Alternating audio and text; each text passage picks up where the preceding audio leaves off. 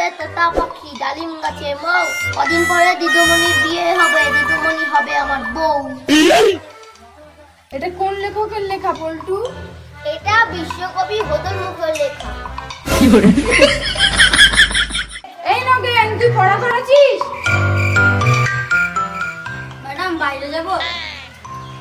যে আমি তোর পড়া করি কখনো তোর বাইরে চলে লাগতো, তাই না? কোথাও যাওয়া হবে না, বস চুপ করে এখানে। তাহলে আমি এখনই পড়বি।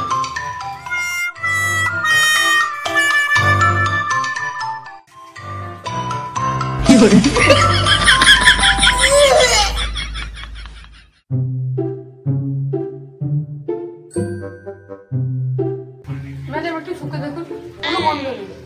ছি, কি বলছিস এসব?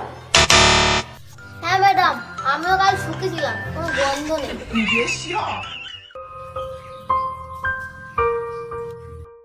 তুই চুপ করে বসে আছিস?